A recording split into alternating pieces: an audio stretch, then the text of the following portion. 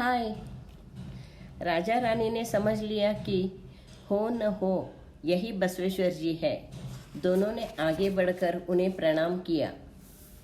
इतने में बसवेश्वर जी ने आकर भूपति राजा को झुककर नमस्कार करते हुए कहा, महाराज भूपति महादेव जी का कल्याण में स्वागत है। राजा बसवेश्वर जी का विनय देखकर प्रभावित हुए। भूपति महादेव और रानी गंगा देवी के मन में बसवेश्वर जी के लिए आदर भाव द्विगुणित हो गया था।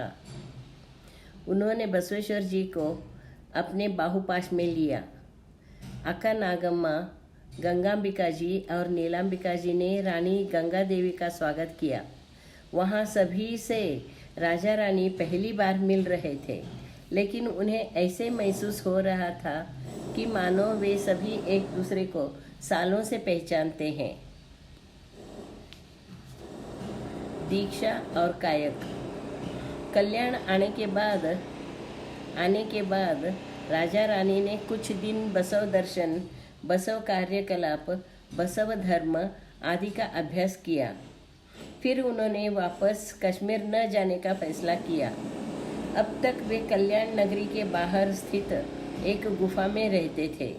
अब उन्होंने अलग झोपड़ी बना ली और उसमें अत्यंत सीधे साधे ढंग से रहने लगे। राजा रानी ने अपने नाम तक बदल दिए थे। राजा ने मारैया नाम रख लिया था, तो रानी ने महादेवी नाम रख लिया था। एक शुभ मुहूर्त पर मारैया ने बसवेश्वर जी से और महादेवी ने अक्का नागम्मा से दीक्षा ली और वे दोनों भक्ति भाव से दोनों वक्त पूजा करने लगे। अब तक वे महामने में दासोह में प्रसाद लेते रहे थे, लेकिन अब उन्हें कोई कायक चुनना था। महादेवी, देव, हमें कुछ धन साथ लाना चाहिए था। अब हम कौन सा ऐसा कायक चुनेंगे कि जिसमें धन न लगे?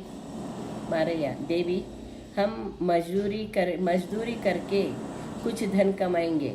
उससे एक कुल्हाड़ी खरीद कर लाएंगे।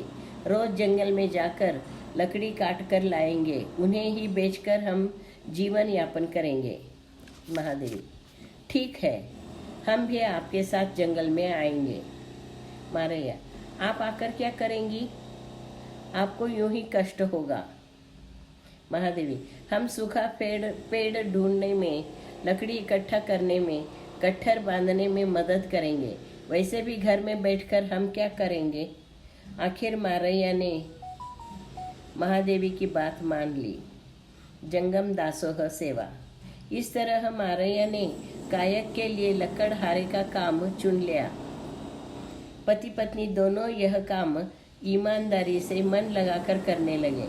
मारैया का अब तक का जीवन निसर्ग सानिध्य में ही बीता था, अतः मानवीय जीवन में निसर्ग की महत्वपूर्ण भूमिका वे अच्छी तरह जानते थे। इसीलिए वे कभी भी हरे भरे पेड़ को काटते नहीं थे। जंगल में घूमकर वे पहले सूखा पेड़ या सूखी डाली ढूंढ लेते थे, फिर उसे काटकर कल्याण नगरी में बेचते थे। उनकी लकड़ी पूरी तरह सूखी होने से महिलाएं उन्हीं से लकड़ी खरीदना चाहती थी। न उन्हें जलाने में तकलीफ होती थी, न धुआं होता था, न गीली लकड़ी की झुंझलाहट रहती, न आंखों में जलन होती थी। कल्याण में मारैया मोळिगे मारैया के नाम से मशहूर हो गए। मारैया जंगल से सीधा लकड़ी बेचने जाते थे। महादेवी घर आकर कुछ घर काम निपटाती थी। तब तक मारैया लकड़ी बेचकर रागी लेकर घर पहुंचते थे। महादेवी वह रागी साफ करके एक छोटे से चक्की से महीन पीसती थी, फिर उससे गंजी बनाती थी। तब तक स्नान करके पूजा करके मारैया आकर कायक करके घर जा रहे एक जंगम को घर ले आते थे। फिर उन्हें पेट भर अम्बिल यानी रागी की गंजी पीने के लिए देते थे। स्वादिष्ट अम्बिल पीकर तृप्त होकर जंगम मारैया दंपति को आशीर्वाद देकर चले जाते थे। उनके जाने के बाद बचा हुआ अम्बिल पति पत्नी पीते थे। फिर थोड़ी देर आराम करके अनुभव मंडप जाते थे। उस जमाने में सभी शरणों का दिनक्रम यही होता था। एक बार मारैया को शरण नूलिये चंदैया जंगम के रूप में मिले। मारैया महादेवी की ज्ञान साधना में अभिरुचि तो थी ही।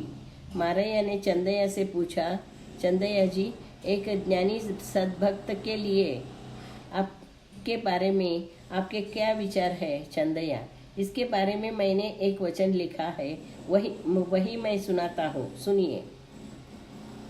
गुरु को जानने पर सृष्टि से परे होना चाहिए। लिंग को जानने पर स्थिति से परे होना चाहिए। जंगम को जानने पर लय से परे होना चाहिए। इस गुण को जाने बिना सद्भक्त नहीं हो पाता। चंद बसवण्ण प्रिय चंदेश्वर लिंग का ज्ञान न पा सकता। मारैया, सत्य है, सृष्टि स्थिति लय से अर्थात जनन मरण से निजात पाए बिना सच्चे ज्ञान की प्राप्ति नहीं होगी। एक बार हमें शरण निजगुण शिवयोगी जंगम के रूप में मिले थे। उनका एक वचन हमें बहुत अच्छा लगा था। वे कहते हैं, जब तक मैं हूँ तब तक तुम हो माया, मैं नहीं तो तुम भी नहीं। तुम और मैं का भेद मिटने पर प्राप्त होगा सच्चा आनंद निजगुण योगी। चंदैया, मारैया जी, आप जंगम किसे मानते हैं? क्या कोई भी जंगम हो सकता है?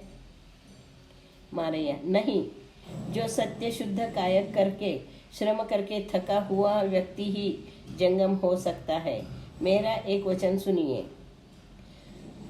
जंगम आएगा तो वसंत की हवा के समान आएगा। क्या वह आंधी के समान आएगा? नहीं नहीं, जंगम स्थल जो है वह रेत में जल के समान है।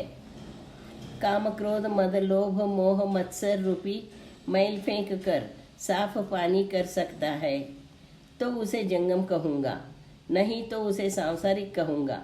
निकलंक मल्लिकार्जुना। धन्यवाद।